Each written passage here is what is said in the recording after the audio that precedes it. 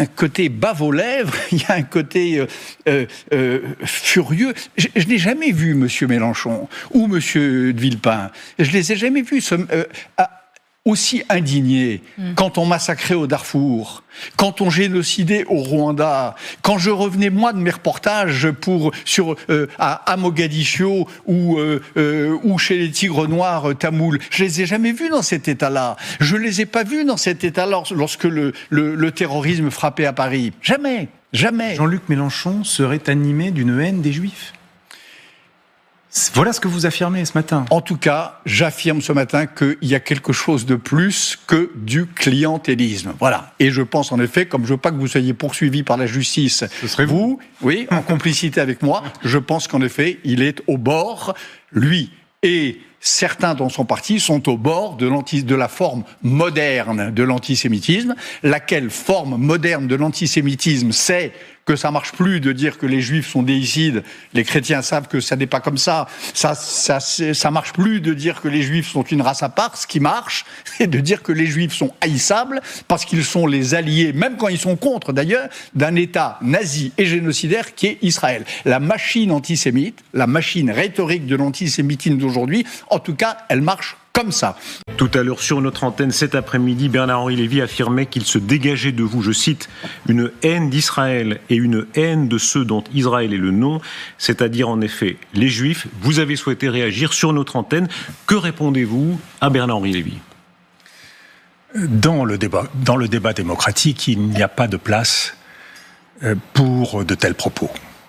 La calomnie et le mensonge nient le débat démocratique. C'est donc pour cela que je ne peux pas accepter de telles paroles de la part de Bernard-Henri Lévy qui portent atteinte à la dignité, à la sienne, à la dignité que tout homme doit avoir quand il s'exprime dans l'espace public. On n'essentialise pas l'autre physiquement. Bernard-Henri Lévy parle de bave aux lèvres, parle de personnages furieux. Suivez le guide. On n'essentialise pas la pensée de l'autre en la travestissant, puisque M. Bernard-Henri Lévy veut faire de moi et de quelques autres des figures de l'antisémitisme moderne, parlant de déclarations sur l'euthanasie ou l'État génocidaire. Je sais que votre rédaction a collationné mes déclarations, et le travail était fait dans cette partie même de l'après-midi. Pas un mot, pas une phrase ne relève de ce type d'attaque. Pas une phrase attaquant personnellement qui que ce soit dans le débat politique. Et ça, c'est le deuxième point que je veux souligner. C'est celui de la responsabilité. Monsieur Bernard-Henri Lévy est un philosophe connu. C'est un éditeur. C'est un personnage public. C'est le président du conseil de surveillance d'Arte. Et à ce titre, il doit se tenir. Un homme, disait Albert Camus, cela s'empêche. Et puis il y a une question de courage. Quand Bernard-Henri Lévy jette ainsi l'anathème sur moi ou sur d'autres, il ne le fait pas à partir de mes argumentations. Je débat toujours sur le fond. Je débat à travers des idées. Et c'est bien pour cela qu'on veut me faire taire. C'est parce qu'il n'y a pas de réponse à ces idées. Pas de bonne réponse, vue du point de vue de Bernard-Henri Lévy. Mais alors, Monsieur le Premier ministre ?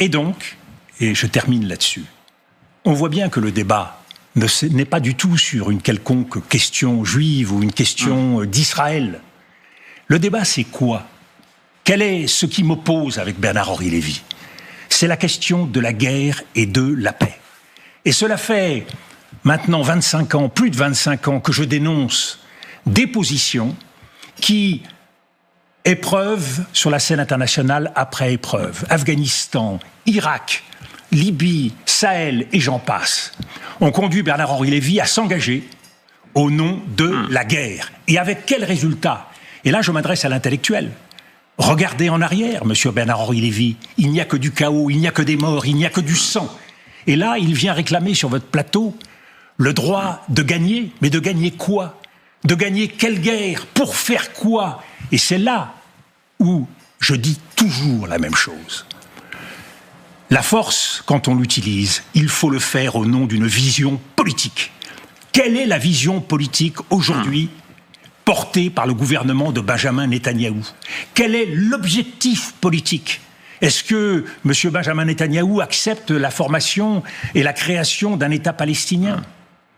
Par ailleurs, non seulement il faut un objectif politique, mais il faut s'appuyer sur la justice. Je n'entends jamais M. Bernard-Henri Lévy parler ni de paix, ni de justice. Monsieur le Premier ministre, or, la justice, vous commencez ici, elle est aujourd'hui au cœur des enjeux du Moyen-Orient. Puisque vous poursuivez dans un débat, s'il vous plaît, moi je vous recommande. Je vais m'arrêter là. Je suis venu parce que je pense que dans le débat démocratique, et qui plus est la veille du 7 octobre, à un moment où on va commémorer un terrible massacre, et d'autres massacres, d'autres morts qui s'en suivent. Je pense qu'il y a une nécessité de dignité et de responsabilité dans le débat.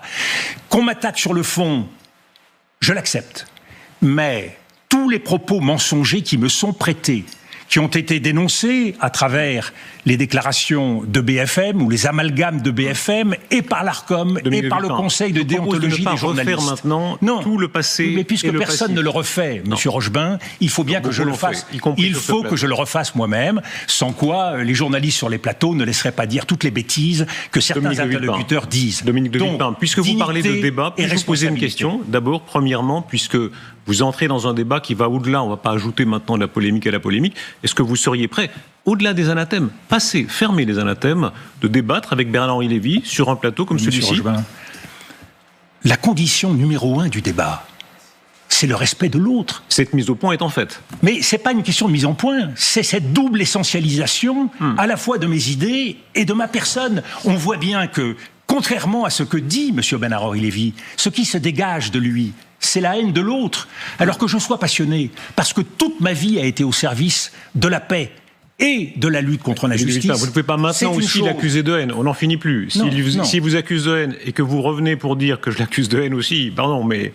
Une fois de plus, que M. Bernard-Henri Lévy s'excuse, et alors... C'est ce que vous demandez ce soir? Je demande des excuses et je demande un comportement démocratique qui soit respectueux de l'autre, au-delà et de tous les autres. Au-delà de vous et de lui, on ne va pas refaire encore une fois une polémique et ajouter la polémique à la polémique, mais la question de l'indignation sélective, c'est ce qu'il a amené.